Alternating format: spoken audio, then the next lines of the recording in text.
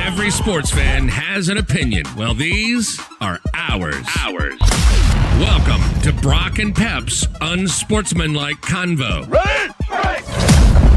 And here are your hosts, Brock Fleming and Pep Cariotti. Good evening, ladies and gentlemen. Welcome to the Unsportsmanlike Convo. I am Brock, and in the other camera, if you can see that properly, the Browns versus Pittsburgh, 1 o'clock on a basketball whiteboard behind my co-host, P-Dog Cariotti. What's going on, brother? How you doing? I'm all right. So what's with the basketball clipboard? I don't have a football one or just a random one. So I had this when I was back in the day when I was coaching. I ran some not so successful plays on this bad boy. Okay. But yeah, that's all I got for. That's all I got for you. That's my clipboard is a basketball clipboard, and it'll be multi-use, I guess we'll call it. Multi-use. Yep. Okay. Well, as you posted on our Facebook group page, we're going to be talking about a variety of things today. Some NFL, a couple of teams that are on the hot seat. The Red Sox fire their GM. We've got the impending World Series that begins tonight, and some NHL news in terms of some of our local teams are not faring very well, and they might want to figure that out sooner than later. So, and as well, we're going to be doing trivia to give away. Where's my let's see this thing. I think you put a hex on him when you introduced him to me a couple weeks ago, because he's been not so good. That is not me. That is not you, but that is not me. And this is old actually, because he's got the A and not the C. And yeah, anyway. Is that a stuffy? Is that just like a stuffy? That's I'm squeezing it like it's going to squeak. It doesn't, but it's the stuffy. He's got an interesting haircut. Okay. Anyway, what reminded me of this is I watched the series on Amazon, the Leafs series behind the scenes, whatever it's called. Did you see that? I haven't. It's actually really good. I think it was supposed to be a 10 episode series, but because they went out of the playoffs so quickly, and it was only 5. It's true. There's nothing else to cover. It was sad. Anyway, we got a John Tavares one, and All or Nothing was the thing. Thank you. And then again, I don't know why. I'll give this away too. Anyway, okay, awesome. So we got 4 questions throughout the episode and or the show, and if you comment in the comments during the show the right answer, so whoever gets the most right out of 4. Try not to Google. Yeah, Google. I mean, Google, it might take you longer to get your answer in. Anyway. Yeah. And we're probably going to be taking the comments off the Facebook page. We'll have, I think producer Mike is taking a look at the Cap City Beats, maybe, just in case somebody's putting the comments in that way. But yeah, anyway, just something to mess around with and see kind of what we like. Actually, you want to start with the first question? Yeah. You know what? I got one. Or do you want to? You got one? Go. I got one. Okay. Michael Jordan wore 3 numbers over his NBA career: 23, 45, and what was the third number he wore in his NBA career? How you like them apples? That's actually pretty good. Mm-hmm. Is it number 2 because that's how he finished in the all-time list? And LeBron? No. Oh, I'm just going to get people writing in hate comments. Getting riled up. Let's get you could start rolling on whatever you want to talk about. Yeah? Well, check out this hoodie, brother. Check out this hoodie. Check out this, buddy. Look at that. That is a helmet hoodie. That's actually not bad. I had this. How do you like on them apples? Producer Mike was like, "You're going to die of overheating." I'm like, "Oh, yeah." We'll talk about the Bengals a little bit later on because they had a huge, really a statement win in Baltimore this week. But do we have anything you want to add intro wise before we get into the pigskin? No, we're trying to shave down the intro a little bit because it is only an hour show, so we want to get into covering a bunch of stuff. But some things are important. I mean, it's, shouting out people and people that mean a lot to us and events and stuff. But I just wanted to shout out Mike Ferreira for organizing that Philemon Wright. I popped in to see the Philemon Wright game, which is your former high school, as well as Mr. Ferreira's. And it was the junior team. They got their butts handed to them, but that's okay. They came back and made it a game in the second half. So thanks for a lot of people show up. Mikey. I know Big Mikey was pumping it out there because he fits in his grade 9 jacket. Actually, you know who was there? It was Chris Flynn, St. Mary's icon, former CFLer, legend, Canadian legend, and really, really nice guy. Like really, truly a nice guy. So he was there, but I didn't really recognize anybody else. There were a lot of parents there that I didn't recognize. I've been out of the scene for a long time too, so maybe you would have recognized it. But anyway, it was nice to see him. No, it's great. It's unfortunate that they didn't win, but nice to have people out there. I would have.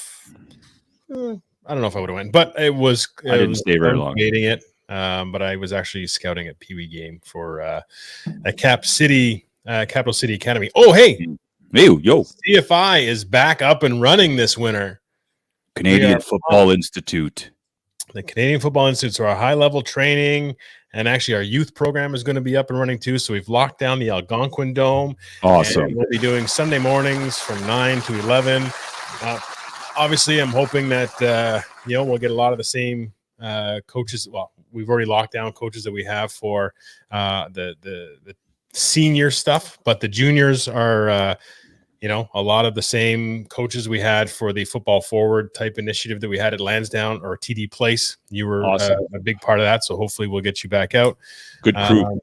We're pumped to have a bit of normalcy back and get the training back. So that's check out CanadianFootballInstitute.com. I should have a little banner for it where you can register. Registration is open now. We are limited for numbers still, so make sure you get in sooner than later. Right on. Other than that, I'm going to be setting up a golf tournament for next summer for football forward. And I just reached out to my buddy Jesse Palmer to see if he would have any interest in coming up for it. And he was all in. So we got to the Bachelor stuff like that. Yeah. I'm like, he says, well, the shooting schedule might be something I got to take into consideration. So I guess, we're going to see if we can get the maybe the Bachelor Ottawa or something. We'll get it up here at the same time, whatever. Anyway, it'll be good. Obviously, that's a cool thing if we can get somebody like him back. Obviously, a big tie to Ottawa football, and that helped him spearhead his career of having the best gig in the NFL as a third-string quarterback holding a clipboard, and then move on to a media. I don't. He's a color analyst. Is he? He does color for one of the colleges, is he not? Or is he just an ABC analyst? Yeah, so he works for ESPN, but ESPN, he does a multitude of other things. I mean, I'm watching. I see commercials still for him, and anyway, yada yada. He is all over the place, and generally he's a marketable commodity. He's well spoken, good looking kid. What are you gonna do? What are you gonna do? Use him. They got him. Use it while you got it, kiddo. All right, let's move on to some more sports. Pigskin. And if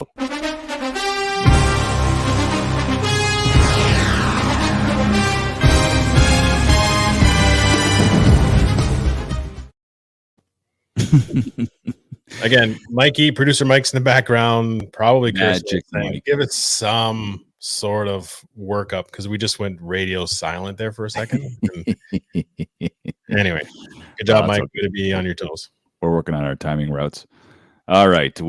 So hey, listen, week 7 in the NFL, the good teams are starting to create some distance from the bad teams. Like Las Vegas Raiders put a thump into the Philadelphia Eagles. Those types of games are starting to show who might be legit and who isn't, frankly. And so Brock, you and I have compiled a few teams I've created a list myself, and of 5 teams. Actually, I actually have 6 for whatever reason. Where I think it's actually time to hit the panic button. And it's not the obvious teams who are stinking up the joint. Like, of course, are they pressing the panic button in New York for the Jets? No. I mean, they know they're going to stink. Houston, there's no panic button. They suck. So grabbing Flacco is not a panic move. No, we got to keep this thing. We got to keep this thing together because we have some young receivers and we don't want them to lose a year of development. So let's hope maybe a veteran guy comes in here when Zach Wilson recovers from his injury. At least there's a veteran guy behind him. So we'll see what happens.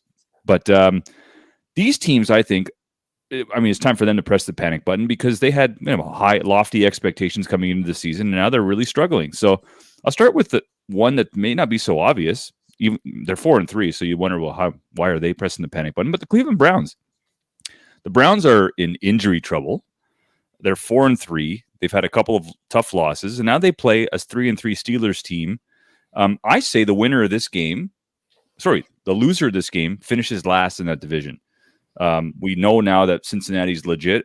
Baltimore is also legit, just the way they play football. They're built for this time of year.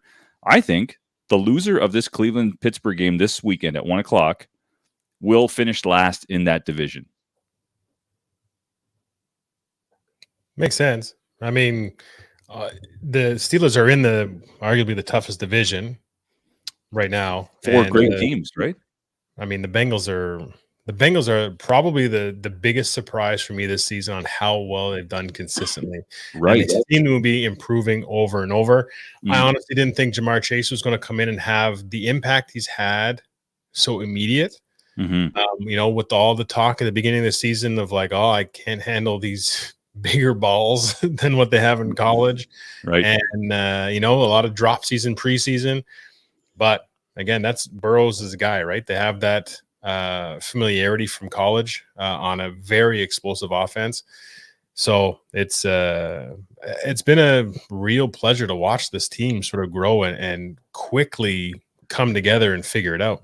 Absolutely. And I really do think that out of the 2 Ohio teams that people would be, if we were talking about going into week 8, thinking Cincy's the team in Ohio to look out for, not Cleveland, I think everyone would think we were crazy coming into the preseason. So, but that's the case. I mean, Cleveland, Cleveland's in trouble. I don't know if the expectations in Pittsburgh were very high, except for people who live in Pittsburgh and myself.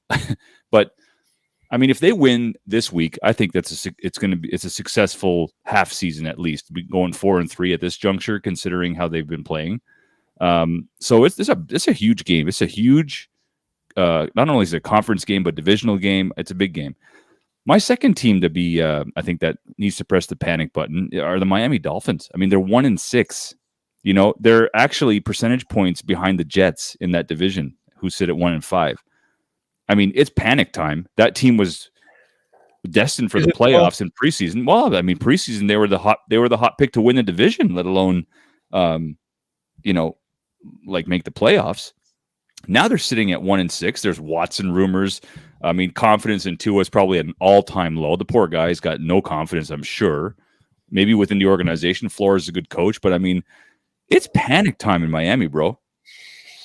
I guess they weren't on my top 5 of teams to panic, just because, again, my expectations of the Dolphins weren't like, if they were leading the division, they would be more of a surprise for me, I think. Okay. One of the teams that I do find, so we're obviously going to get into probably our last one will be the same. But like a team like the 49ers is a team that I think should be hitting the panic button right now because, there's been some injuries, but last year their whole thing was that everybody was injured. Now their defense is, back to as a pretty decent, what you can expect for being 6 games into the season, 6 or 7, whatever. But these guys are not winning. Garoppolo is not looking great. Now there's, the quarterback controversy and discussion is going to be played throughout the locker room. It's going to be a split as to, who should be starting between him and Trey Lance. There's the quote I put out there from one of his old teammates that talked about Garoppolo quitting, not wanting to go out there. Is it One of Martinez? the Bennett's. It was was it the tight end that was Marcellus the one? Marcellus? Yeah, Yeah. Anyway, he's the one that. Michael Bennett's the D line. Yeah, it wasn't him though, was it? No, I think it was the tight end who was talking junk. But I mean, He was with the Patriots. That's right, Yeah. and which is going to happen. So anyway, you get stuff like that. I don't know. I feel like the 49ers will be needing to hit the panic button. There was a lot higher expectations for them this season. They are on my list. I mean, again, this isn't stuff that we're making up. The 49ers and the Miami Dolphins were on everyone's preseason, at least playoff teams. I mean, there was one guy talking about the 49ers coming out and making the Super Bowl this year. Good defense, good running game. Receivers are capable, and they're just not. I think they have costly turnovers in opportune times, but they have all the pieces. But they're sitting at 2-4. So yeah, they were one of my teams as well. And just going. I keep harping on Miami because they really are, in my eyes, a disappointment. But they were the team that you and I both thought they're going to take a step back this year. The expectations were high. They had a couple of really nice wins at the end of the year last year, but I didn't think they'd come back and have the same success. And they're proving us right, which is great. Not for them. I have the whole NFC East basically as pressing the panic button, except Dallas. So Washington, Philly, and New York are all 2-5, while Dallas sits at 5-1. So Dallas has a pretty comfortable lead in that division, 1/3 of the way through the season. So I think all three of those cities have to press the panic button. Who do you think out of those three teams has a legit shot at a wild card between Washington, Philly, and New York? I would probably go with, I don't know. Washington was the team that I don't know. I see them surprising things. I think their defense is really good. If they can get the run game sort of established, their O-line, I felt pretty confident in. Heineke came out and showed some gusto early on. So I don't know. I think that would be right up there. But, again, Jalen Hurts has shown me a couple things too. There's a lot more weapons, it seems. I don't know. I really like Hurts in his style, and he's not afraid to run, and he's going to put his body out there. He's got a couple of weapons, but whatever. I'm going to go with Washington. I think I'm just going to go with them. Although the point differential is the least is with the Eagles at -26. So they've kept things a lot closer now. A lot of it's garbage points, but I'll take Washington right now. Yeah, I mean, if I had to, I would probably take Washington. I don't think any of those three teams are going to sniff the playoffs, but that's those three teams need to press the panic button now. One more loss. If they all lose this weekend, I don't think any of them play each other. If they all lose this weekend and go 2-6 and Dallas goes 6-1, I mean, it's lights out. So, and then my last team I had on my list, actually, sorry, I didn't mention the Kansas City Chiefs. Well, that's what I thought was going to be like the clear one on both our lists that we're saving for the end, whatever. The Kansas City Chiefs need to press the panic button now. Yeah. And I mean, they got their asses kicked, but Super Bowl champs before the season started. You think nobody can keep up with them from an offensive juggernaut perspective. Like nobody matches up well with them. Tyreek Hill's going off for 200 yards in like the first game or something. Mm-hmm. And then they got handled nicely by the Titans. I mean, the Ravens beat them in something that was, again, it was an interesting match. The Titans destroyed them, and the Titans are not healthy. That's the biggest aspect, is that they're not fully there. No. And I mean, the Titans now, they've beat the Bills and the Chiefs in back-to-back weeks with a team that is not fully healthy. That's impressive. It was 27-0 at half. It finished 27-3, I think was the final score. But I mean, Kansas City's defense is Swiss cheese. Like it is not good. They can't stop the run. They definitely can't stop the pass. I don't like what I'm seeing. Their offensive line has a lot of new faces, but two of them are veteran guys. They're good players. They're all good players. There's no reason for them to have this kind of dysfunction on offense, but I don't like what I'm seeing from Mahomes. I think, his equivalent, like if there was a basketball equivalent, he'd be like the Steph Curry of quarterbacks, right? He's done things we've never seen. He's got the no-look pass, which I've never seen in football in my life. Not that there's any point to it, but I just think that his game got old pretty quickly. Like, he just kind of I mean, I'm jumping the gun here. Who knows? They can win out, and no one will be surprised. But I just don't like what I'm seeing in their offense. He's got jittery feet. He's not putting a lot of zip behind on his passes, especially the ones right up the middle. It's like he's lofting them. I don't know. I don't like he's not fundamentally sound, which I really don't like in a quarterback. So I don't know. I don't like what I'm seeing from Pat Mahomes. He's got to take some of the blame, don't you think? I think his turnover ratio is just ridiculous. Maybe producer Mike can have a look at that. I think he's got a ton of interceptions, and some of them are really bad throws. They don't have a favorable schedule moving forward either. After the Giants this week, like it's Packers, Raiders, Cowboys all in the top, Broncos, Raiders again, Chargers, and Steelers. Like there's not, and then you're at the Bengals and Broncos. Like there's no layup there. So this is going to set up for one of two ways. Either they're going to completely miss the playoffs, which is likely the way they're playing right now, or something's going to happen. There's going to be a switch flipped somewhere.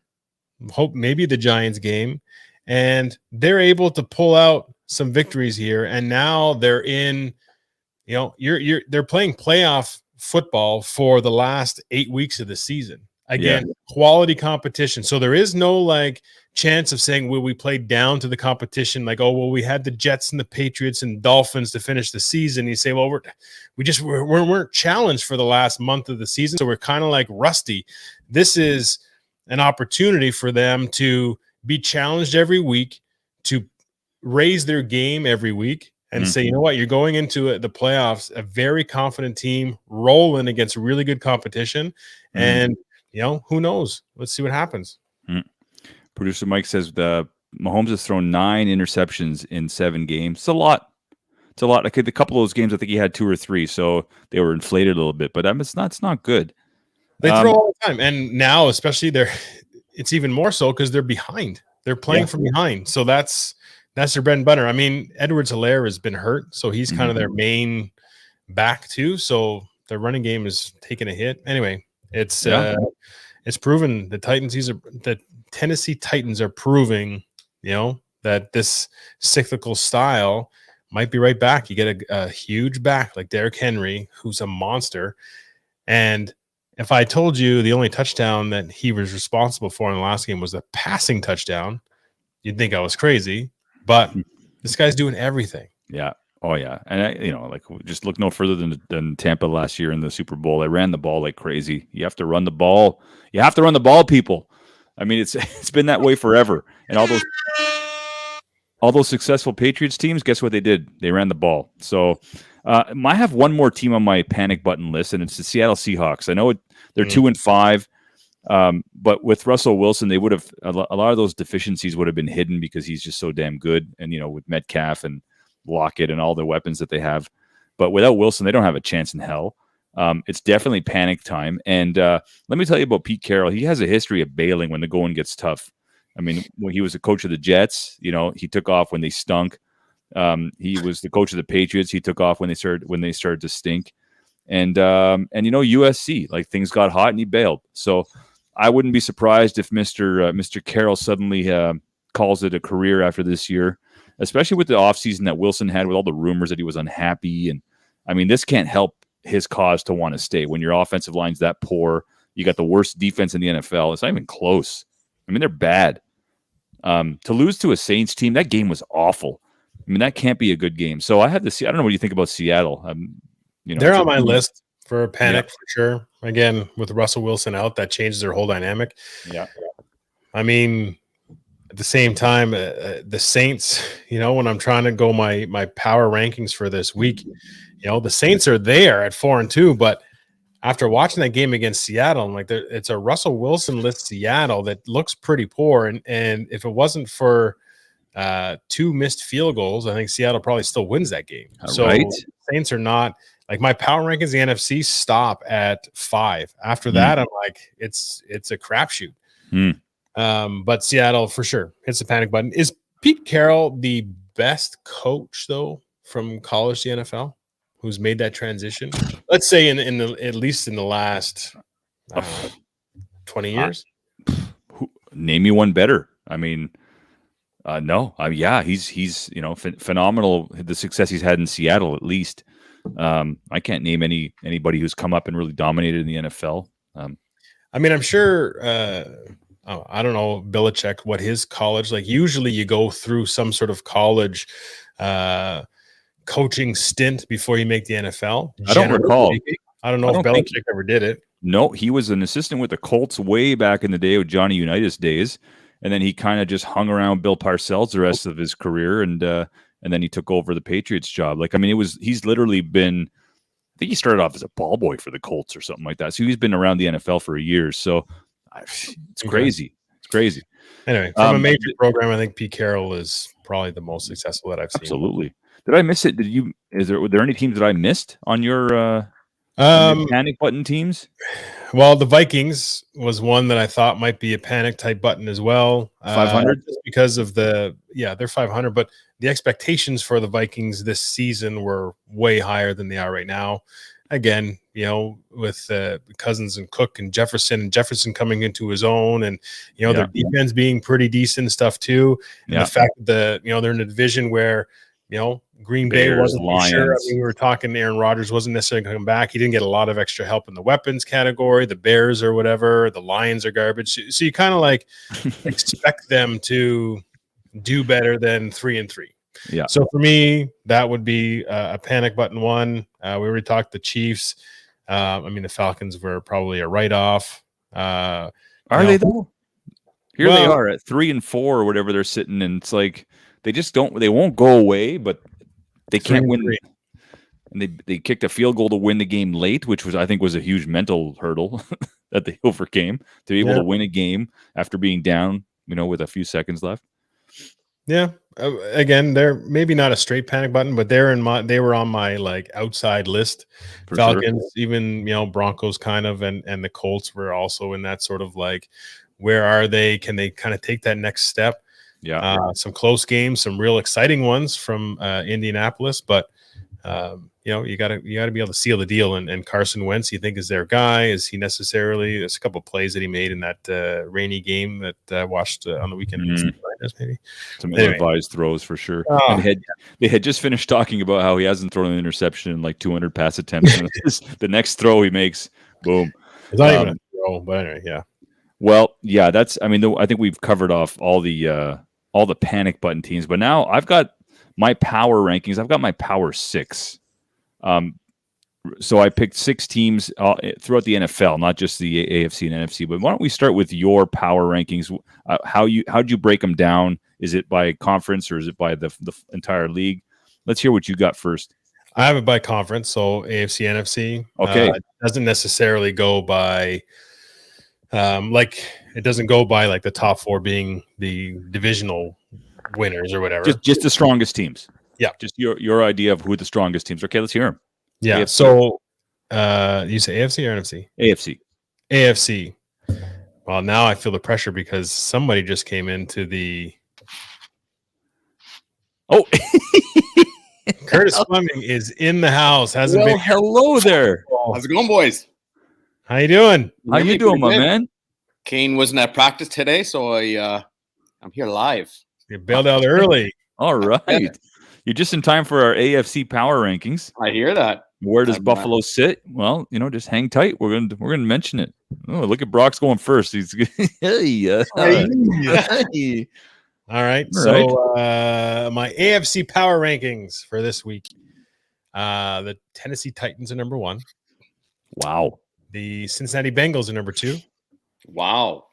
The Buffalo Bills are number 3. The Raiders are 4, Ravens 5, Browns are 6. So are you saying that if the playoffs were to start tomorrow, the Bills would be hosting a wild card game while the top 2 teams would be sitting at home? Right now. Wow. Big statement. Repeat them. Sorry, Titans.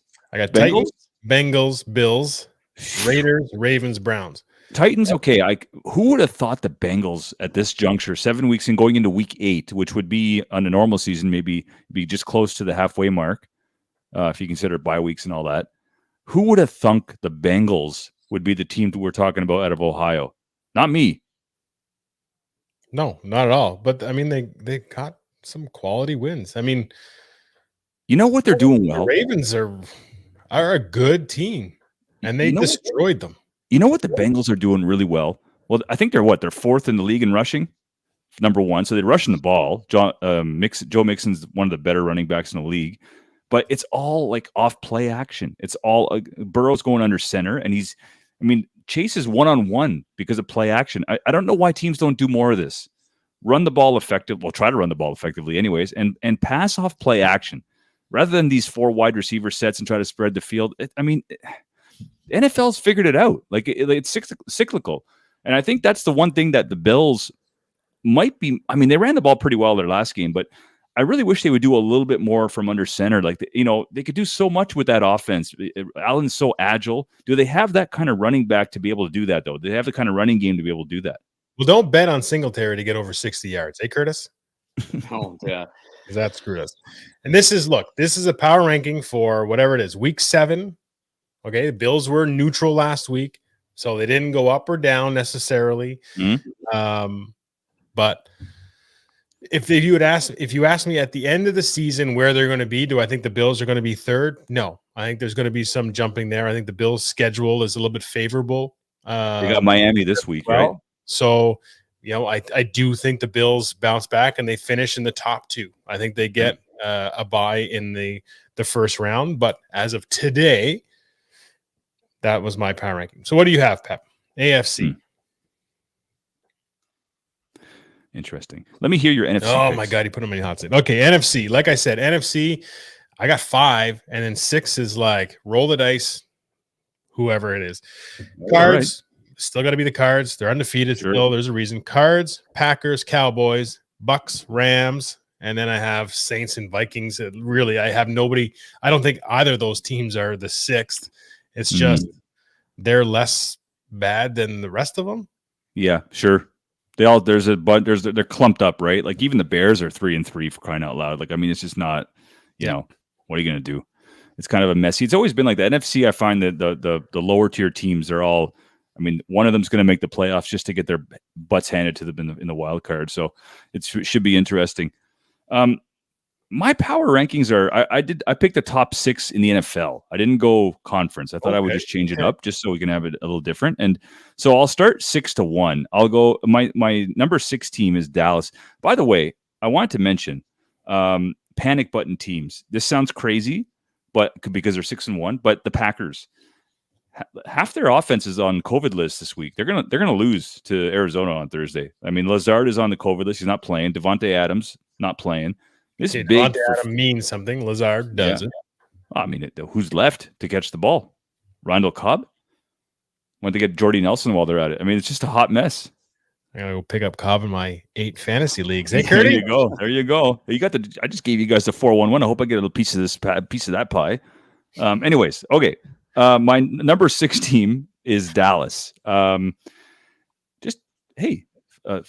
5-1, and they're leading their division, and now they're 2 games up on everybody, or 3 games, whatever it is, 3 games, and they're playing good football. That Trevon Diggs is probably the most exciting player I've seen in the secondary since Sanders, maybe. Like, he's fun to watch. So, number 5, and Kurt, don't kill me because they could easily be number 2 on my list. And this is an NFL list.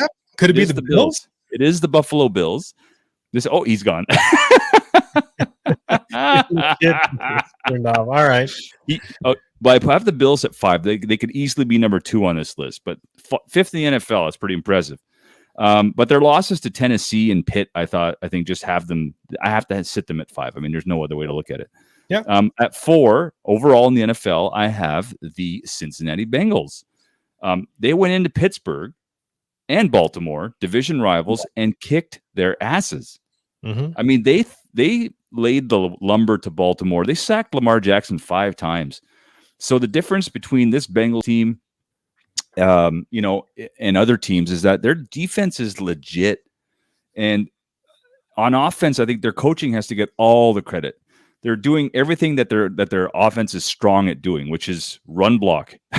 And even their pass game is all off play action. So, it buys Burrow a little bit extra time. So they're not having Burrow sit back there and just be a sitting duck because their offensive line isn't that strong at pass blocking. They're just doing everything right. Can they sustain it? Well, teams adjust, probably, but we'll see how long they can ride this wave. once teams start putting 7 or 8 in the box and figuring out that they run first, I think we're going to start seeing the Bengals come crashing to earth a bit. But that's a fun team. That's a fun team. They kicked Baltimore's ass, and I enjoyed every second of it. And how many times can I say ass? I don't know. Before we get pulled off the air, the thing with the NFL, like, there's schematics that can come into play from a defensive coordinator's role to say, we're going to try and counteract Cincinnati's offense or what they're doing.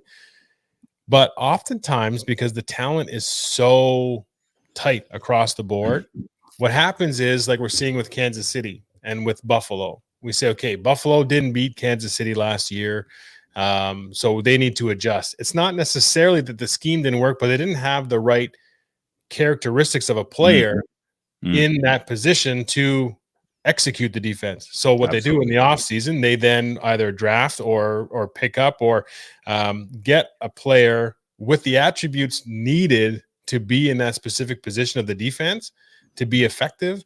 And that's what they do in the offseason. So sometimes we talk about that, are they going to catch up? They will catch up to these teams and how they do it, depending on, does it matter? So how well do the Bengals do in the long run? Is it a team that beat them in the playoffs? They say, well, we need to beat the Bengals. If the Bengals don't make the playoffs or they never face the Bengals and it's the Bills that beat them, they're going to tailor their defense to making sure they can beat the team that they think they have to beat. But it's in the offseason that they can make a lot of personnel changes and adjust and play with those attributes for that scheme that will then help the defense, which is what we're seeing with Kansas City and saying, these guys are able to cover better. These, the second, third, fourth option guys that are in coverages are now better at it because Kansas City was exploiting that before. Yeah, so they're absolutely. Anyway, it's not going to be as week to week, I guess is my point. That's a good point. So yeah, I had Bengals at the 4. The number 3 overall team in the NFL for me is Tampa Bay. I mean, Tom is just being Tom, and he torched the Bears, and I feel for the Bears, man. It's 2 steps forward, 3 steps back with that team. Number 2, I have the Titans. Again, this could easily be the Bills slot, but at 4 and 2, but their wins recently, I have to put them at 2. Beating the Bills, beating the Chiefs, and they're built to win. Like a solid running game. If they have one weakness, it might be at tight end. They lost Jonnu Smith to the New England Patriots. I think maybe they have a weakness there, but apart from that, man, when they get Julio back, that's a scary team. And they're built to win. They run the ball first, and it's just like, what do you do? And Tannehill's underrated. I mean, he doesn't turn the ball over. He's not flashy, but he makes all the right plays. Oh, we got a dog in the house. We got a dog. What? Okay. Someone doesn't like my Titans pick. Did you get the dog to bark because I didn't put Bills at number 2? That's incredible timing. He looked a little panicky there. And my number. Whose dog is that? Before I tell my number 1 team, who is that? Whose dog is that? He's muted. Sorry, he's muted. He's muted. He's back on now. Okay. All right. He's just not moving his mouth. All right. Right. Well, listen, my number 1 team is Arizona.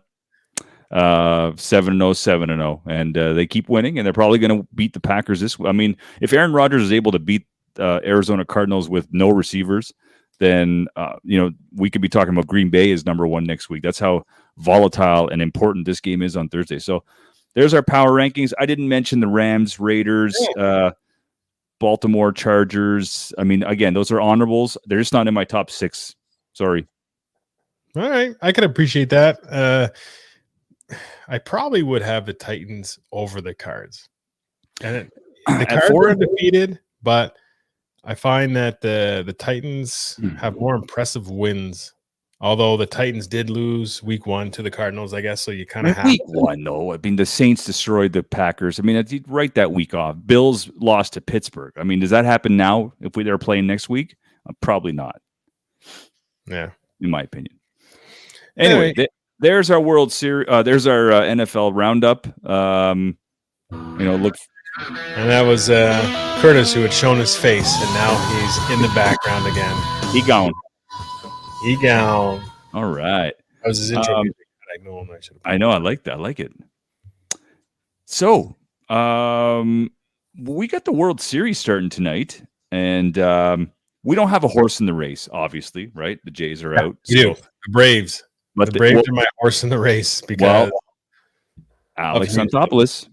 I think we both know what AA did for us in 2015 and 2016. Well, 2015 in particular. You going for the Braves just for that reason alone, or just because you hate the Astros so much? Yes.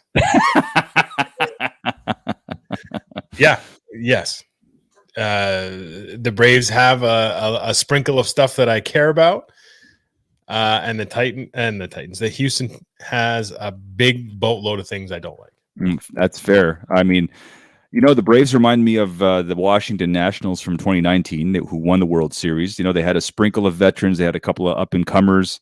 And if you look at the Braves lineup, it's very similar. They lost Marcell Ozuna to, I think, either injury or suspension. I can't remember.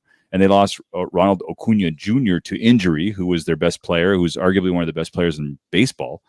And rather than go down the toilet, which they could have easily have done, they went out and picked up Adam Duvall to play center field, and Jock Peterson, who has all kinds of World Series experience with the Dodgers. And look at them now. And here they are. And I'm cheering hard for the Atlanta Braves. I really am. They have good pitching.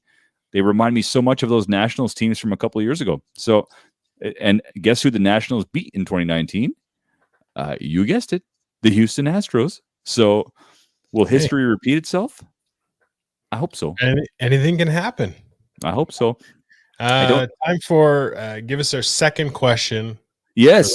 Who are playing along one way or the other. What NFL team was originally called the Titans? Oh, why don't I know that? What NFL team was originally called the Titans? Okay. I don't want to give the city away because that might help a little bit, but I think your brother wants back in on this. Oh, my brother. He said, "Put me back in." All right, let's get him in. That's what he said? Is it? Oh, my goodness. No, here we go. You didn't say that. Oh, no. I need the Ted Lasso intro music. He does like Sudeikis. That's stash. Shawn Michaels. All right. Do you happen to know that, Curtis? What NFL team was originally named the Titans? Didn't think so. All right, good. It's a tough one. I misread that. He said, "Put me in the back." He didn't say, "Put me back in." My bad. Yeah. All right. That was like good day, glasses. Good day, sir. Good day to you, my friend. Okay. All right. What's next? Well, there's our World Series game 1 tonight, where I'm excited for it. And, hey, the Jays should be watching closely at Carlos Correa because he's going to be available. Anyway, let's talk a little hockey, a little puck. Little puck. I was looking at the standings today. Not that they matter when you're 6 games into an 82-game season, but some interesting standings. How about the Florida Panthers in the Atlantic? This is the NHL East, the Atlantic Division. They're 6-0. And I forgot, Joe Thornton's on that roster, which Joe Thornton is no fool. Yeah. He said, "Oh, can I sign back with Toronto? I'm good. Something doesn't smell right here. So I'm going to go to Florida." And 6-0 versus 2-4. Yeah, so far you look smart. Nice segue, because the bottom 3 teams in the Atlantic, so Florida's sitting at 6-0. The bottom 3 teams are the Leafs, Sens, and Habs in that order. Like 6, 7, 8, or whatever it is. The Leafs lost 4-1 to the Carolina Hurricanes, who are also undefeated. They after also the game, 7-1 to Pittsburgh Penguins, a decimated Pittsburgh Penguins with no Crosby, no Malkin, no whatever. Like not good. 7-1. Here's my problem with Sheldon Keefe, their head coach. Yesterday, he said, "I thought we played well." I'm paraphrasing. I thought we played well. There's a lot of lessons we could have learned that we'll take forward moving on. Like, I know you're just saying the coach is crap, but like, you got a veteran team. You're expected to win. What lessons are left to learn? Like, you're done learning lessons. You were up 3-1 against Montreal. You lost that series. There's no more lessons now. You picked up Wayne Simmons. You went out and picked up a couple of vets. You lost a couple of vets. Right now, you're built to win now because your fan base is getting impatient. I mean, enough with Marner, Matthews, and Nylander. Okay, they've been around. This is what, 4th, 5th season together. Like, what lessons are left? You are paying so much money in your salaries to avoid lessons. Yeah. Right? You're paying that money to avoid the lessons that need to be learned by younger players and by inexperience and whatever. You want to avoid those. It's not the message you want to send to your fan base in Toronto that, hey, we'll learn lessons and be better for what? For losing 4-1 and 7-1 back to back? I mean, the Leafs fan base is an understanding fan base. They're very patient. I think one guy said move the team to Hamilton in one of the thread today. Okay, it's a little harsh. But anyway, out of the Canadian teams that are the bottom of that division, the Sens are right behind them. But I think the Sens are fun to watch. I mean, they had a really fun game, even though they lost to Washington. It was fun to watch. But I think the Sens are. I like what I see from the Sens. The goaltending's held up again. The last game's a abomination. That's Washington team's good, but like Forsberg and Gustafsson and Matt Murray, those are good goalies. I think Matt Murray just landed himself back on the IR, but I think the Sens are in good hands. I think out of the 3 teams, the Sens might be the most promising out of the 3. Right. That's wild. Fact checker is saying that the Leaf fans are already throwing jerseys on the ice. I didn't see that, but I would not be surprised. Wow. Well, they're fed up. I mean, they maybe Zach Hyman was a big loss, I think, and that's a team that we're going to talk about just in a few minutes here, but like they lost their guts, and Wayne Simmons is a good player, but if he's all you got in terms of guts, like they lost those gritty guys they didn't bring back. And where's Tavares? Like, I haven't even heard, his name doesn't even come up in half the highlights. Is he playing center? Is he first line, second line? Like, what's going on with that squad? What's wrong with them? Oh, there's Tavares. What's the problem with the Leafs right now? Are they not as deep as people think they are? Yeah, I'm not the guy to ask for that right now. I've watched half of a game. It was the Pittsburgh game. There was nothing, other than after Pittsburgh scored the first goal, which I got my kids to watch because we had put $3 on Pittsburgh scoring first.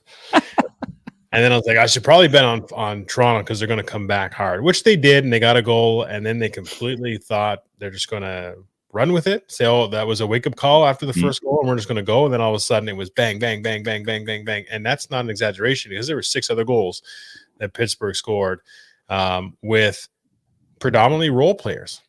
Letang was out too. Like it was role players. It was actually a lot of fun to watch on the Pittsburgh side where you say, these guys are playing with heart. I haven't seen that in Toronto since that playoff run in like 98 or something like that, or 2000, whatever it was. The Gary Roberts was the only like veteran player left. And all these young guys came up and they were all playing Gary Roberts hockey, and they had the GRH written on their arms, and they were playing, you know what I mean? Like that kind of fired up hockey. I have not seen that energy, enthusiasm, desire, grit, fight from a Toronto Maple Leafs team since that series. Yeah, that's a good point. And one thing that struck me when I was watching their home opener when they introduced the players one by one and they come out the ice, and one of the things that really struck me is that I didn't recognize half their roster. Like, I mean, they lost guys I didn't know. Thornton's gone and Hyman's gone and a few other guys. I'm like, I don't recognize half these guys. And Jason Spezza leads their team in goals. I mean, it's good for Spezza. I'm happy for him, but that's probably not what they want. I don't think they want their oldest player leading their team in goals. I know Matthews is just coming back from injury and all that, but Marner's been basically a ghost on the ice. So there's trouble there. Trouble's a brewing. And Kyle Dubas, I got to give him a D- with the job he's done in the last 2 seasons. Goaltending. I mean, you've gone into the season with Jack Campbell and Peter Mrazek. I mean, you got problems there. The Metropolitan Division, I mean, there's no Canadian teams in there. I just thought I'd mention Carolina is 5-0 and Washington's 4-0 and Pittsburgh's 3-0. That's going to be a super competitive division. Pretty wild. In the West, the Blues are 5-0 in the Central. And again, it's a bunch of American teams right in behind them. So not a whole lot of interest from this perspective. But in the Pacific, you got the Oilers at 5-1, San Jose 4-1, and you got Calgary and Vancouver. I think Calgary's 3-1-1, Vancouver's 3-2. So it's going to be a tight race. It's nice to see the Canadian teams in the West. I don't get a chance to see much of them because I fall asleep when the games kick off. But Edmonton looks incredible, and with we aforementioned Zach Hyman, what an addition to that roster, you know. Hey, Edmonton looks really good, but again, you know, time will tell. Edmonton looked really good in the Dome. You know, they were playing lights out hockey all over the place, but when it came down to the playoffs and that sort of tighter brand of hockey, it didn't work out so well. So, what does Hyman bring to their locker room, their lineup when they start getting into those kind of situations? You know, again, time will tell. I'm not surprised Edmonton has a fast start. I think you bring a guy like Hyman in just for that reason, actually, for if hopefully he's healthy come playoffs. But you bring him in for that, what you just said. You know, they struggled when the ice gets a little bit smaller in the playoff stuff. I think he's a perfect guy. You know, right in front of the net, he's a gritty guy. Like the Oilers. It transferred really well when he was wearing his Toronto uniform. Just brought that spark they needed. Just throwing haymakers. You and your brother throwing haymakers this week. I love it. Absolute haymakers. I'm seriously. I was watching that whatever. What Mike sent it to us in the back. The Leafs show, All or Nothing. I think they changed the title to Capitalize Nothing because there's constantly nothing that comes of it. But it was interesting to watch behind, and you give Dubas a D grade and stuff like that. Like, it was interesting in that show, to see the moves he made at the deadline when they were in the Dome and getting Foligno and the negotiations there, and then getting Rittich as another goalie for some depth there with Anderson being hurt and stuff. But I mean, it was hilarious. I was dying every time that they had, they talked about the game puck and they gave somebody the game puck. Not every time because it was only like 2 laughs, but they gave the game puck and then they would go and they had the Stanley Cup thing that you would put the pucks in, right? So you'd have your 4 pucks and another 4 pucks, another series, and everyone you won, like that gets you there. And literally the show series ended after like 3 of them. That was it. And I'm just like, how is this even? At one point, you just scrap it. You say, never mind. It's not even worth it because we're out in the first round and we planned on another 5 episodes to follow them in the playoffs and they're out. And you just think that's just, not only they're disappointing me on the ice, they're disappointing me in my entertainment value for like TV series now. Yeah, no kidding. Look, that whole bubble was just, it was a good novelty. It wore off pretty quick. I don't think it's the real rigors of hockey, and you're seeing the good teams step up. And that's Montreal's 1-5 right now. I mean, the bubble was a little easier. The travel's a little easier and stuff like that. Now they're seeing real hockey, and I know they've lost all their players, but anyway, we'll touch base. We'll talk a little bit of hockey in a week or two again. See how our Canadian teams are doing. Follow up with the Sens and Habs and Leafs, and real quick question for you. Yeah, where does the Seattle Kraken jersey fall within your overall NHL jerseys? I like the logo. I like the S.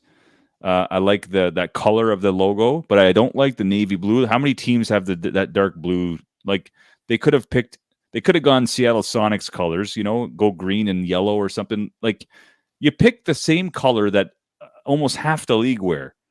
So it's like middle of the pack because I like the logo, but and good Lord, with Vegas and the LA Kings, like they got to change their chrome helmets. Vegas wears that gold thing, and now the LA Kings have this chrome dome that they're going to wear. Like, what? You look ridiculous, and you look even dumber if you lose the game you're wearing it at. So anyway, I went off base there, but like the Kraken, they're middle of the pack. I just don't like that navy blue. Everyone's got it. The chrome doesn't work for the hockite helmets as much as it does the football. Terrible. I'm trying to look to see if I have that. I'm upset soundbite. I can't find it though. It's a nice logo. I like the Kraken logo. It's a cool logo. I like the baby blue, but I do not like the navy blue. Anyway, we're gonna finish our show with our favorite roundups. You're gonna talk NCAA football, and I'm just gonna talk about the Raptors really quickly before we call it a night. Raptor Roundup, they're 1-3 after a week of basketball. They've been competitive, except for the one game home opener against the Wizards. They've been competitive in every game. They lost a really tight one to the Bulls yesterday. And let me tell you, for those of you who rag on DeMar DeRozan, he is the real deal. There's a reason why we had to give him up to get up a guy of the quality of Kawhi Leonard. If you watched the game last night, Bulls versus Raptors, you saw exactly DeMar DeRozan's value to the game. He hits the jump shot. I think he hit 4 clutch jumpers with 2 minutes left to go to keep the Bulls up by 5 or 6 every single time. He drained a 3, which was one of his biggest criticisms. He's just so good. He's far improved on defense, and he's just a professional. Man, I would have loved to see him come back to Toronto this year. I miss him. I miss having that go-to guy, which is what Toronto lacks. Clearly, that's what they lack. They don't have that clutch guy that gets you the bucket when the chips are down. You need a bucket like big time. They don't have that guy right now. So Fred VanVleet is not that guy. OG and Anunoby is not that guy. So that's the negative. On the positive, Scotty Barnes is an incredible rookie. He's got to be my leader for Rookie of the Year. He does it all. He's a walking triple-double soon. Really exciting. So anyway, I'm looking forward to seeing them. They're 1-3. They could end up being 500. We'll see how it goes. But that's my Raptor roundup for week 1. Brock, NCAA football this week. I don't feel the excitement coming out of you like I used to. Like, what's going on? Is it because Florida's just not? What's going on? Look, Florida is in a world of hurt. Okay. Yeah. So it's going to be, there's chance for firing Dan Mullen. Obviously, they got to get rid of their defensive coordinator. That was an issue from last year. Anyway, it was also a bye week for them last week. So whatever. Okay. Last week, notable games that were interesting. Cincinnati, who's ranked number 2, squeaks out a burner with Navy, only winning by 7. They won. And then Penn State actually lost to Illinois in 9 overtimes. I saw that. So that's going to affect their status and actually drop them all the way down to 20. So that's a second loss because they lost to Iowa over in the beginning of the season or midway. Anyway, the games to watch this weekend.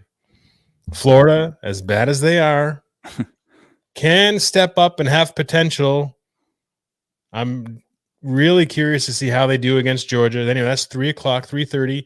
That's the world's largest tailgate party. No, world's largest cocktail party, they call it. It's in Jacksonville, Florida, half Georgia fans. It's a yearly event that is spectacular. It's something on my bucket list to check out. Is it going to go great this year? I doubt it, but you never know. I'm curious. I want to see, is Dan Mullen going to play Anthony Richardson now as the starter, wearing number 15, first quarterback to wear 15 since Tebow left, has a lot of the same attributes and characteristics, kind of a Cam Newton style. Cam Newton also played at Florida until he sold a laptop that got kicked out and then transferred. Anyway, that's a game, 3:30. You want to check that out. Iowa, Wisconsin could be interesting at noon, but honestly, change the channel. Michigan State. That's the game you want to watch. Okay. At noon, that's Michigan 6 at Michigan State number 8. So that's going to actually be a really good game. And then we got Ole Miss at number 10 is hosting Auburn, number 18, or not hosting. They're at Auburn at 7:00, which will be a good one as well. Kentucky, Mississippi State at 7:00 is going to be great. 7:30 is Penn State Nittany Lions, who are number 20. They should have a chip on their shoulder and something to prove, but they're going to the Horseshoe to play number 5 Ohio State. This is Ohio State's first actual competition. That's at 7:30, so that's a game you want to be watching. And let's see how that plays out, because they're going to have Michigan, I think, in a couple weeks. But the Michigan, so there's a couple of Big Ten games this weekend. Who's Oklahoma got? They're undefeated. Yeah, they're undefeated, but actually I don't have them here at all. So they're on a bye week, I guess, which means that next week they'll have somebody decent, because they usually schedule their tough games sort of the week before. They'll have a bit of a downtime, which is what Florida did this year. They do the bye week. Anyway, I don't see them on next week either. Oh, Texas Tech's at Oklahoma. Sorry, at 3:30. Okay. Texas Tech is at Oklahoma. So that's this week. Pat Mahomes' is alma mater at Oklahoma, and Oklahoma has been starting their freshman quarterback, right? So they sat Spencer Rattler. He's no longer their starter, and he was a Heisman hopeful, the favorite Heisman at the beginning of the season. So that was big on them to sit him. But I think that they likely roll Texas Tech. But you never know. Texas and Baylor play as well. There's some really good games this weekend. Some of them are key matchups that are ranked. But I tell you, Michigan State, I'm going to watch. The Penn State, Ohio State, I'm going to watch. And obviously, I will be sporting the orange front and center for the Florida-Georgia game. And if I show my face next week, that'll be a surprise. But I don't anticipate it super nicely for Florida.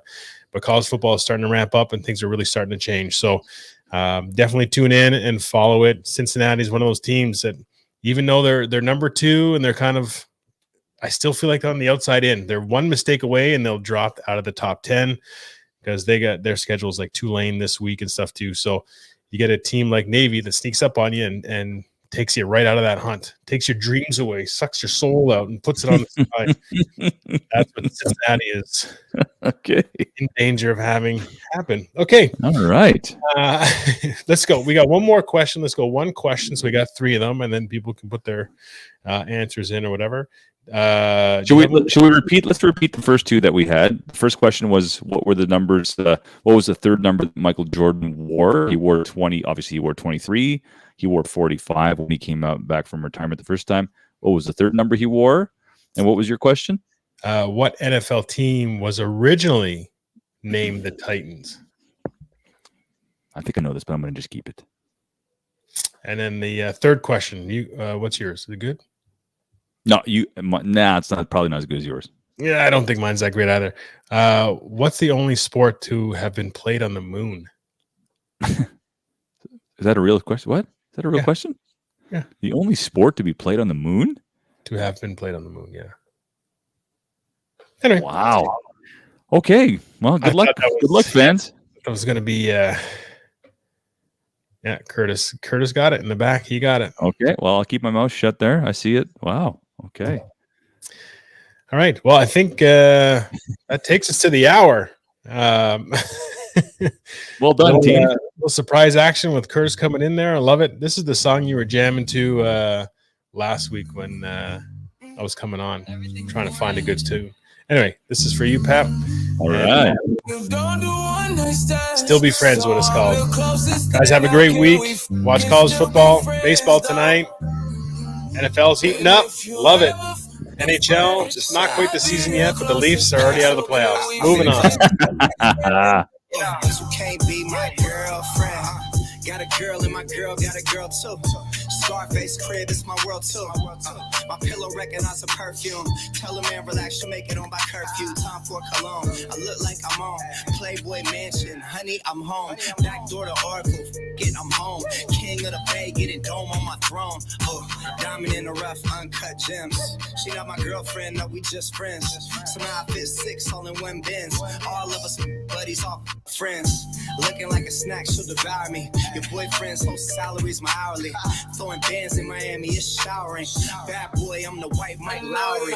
You understand, so I'm the closest thing. Now can we still be friends, though? Can we still be friends? You know. And if you ever a friend, I'd be the closest thing. So can we still be friends? I'm just saying. Yeah. T-Rock, yeah. I can pull any minutes automatic. Too many alcohol, I'm a big fanatic. Have my diamonds OD, chain so dramatic. Like a Madam Sandler, she call me Big Daddy. I'm insane in the brain, but you nobody. I got shawty in the frame, waiting in the lobby. Logging in my account, that's my favorite hobby. I like a new, with a new body. Bad bitch, I need all that. Here's my number, you could call that. Tell your nippy he could fall back. I wanna make you mine, wanna own that. Go shawty, it's your birthday. Simon says, do what I say.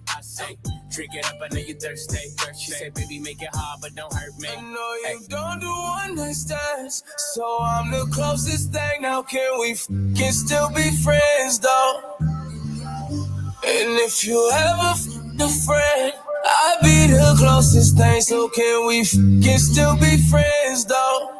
The mama thirsty, I said thirsty. Shawty, they ain't fucking with you on your worst day. And she cut it rough, give it first day. How the hell Damn, she fit the gym in a work day. I got wristwatch, I got big glock, I got a bunch of pretty tryna lip lock. See the rollie on my wrist and it on TikTok. If you nasty when I you, let my bitch watch. I said right cheek, I said left cheek. Hit it so good, you gon' feel it next week. When I get up, see they gon' arrest me. I be looking at it like, don't test me. Say that on it like that. I be all up in the till it's nothing up there. In the nighttime, till the sun up, yeah. No pun intended, shawty, you will come up, yeah. I know you don't do one night stands, so I'm the closest thing. Now can we can still be friends, though? And if you ever a friend, I'll be the closest thing. So can we can still be friends, though?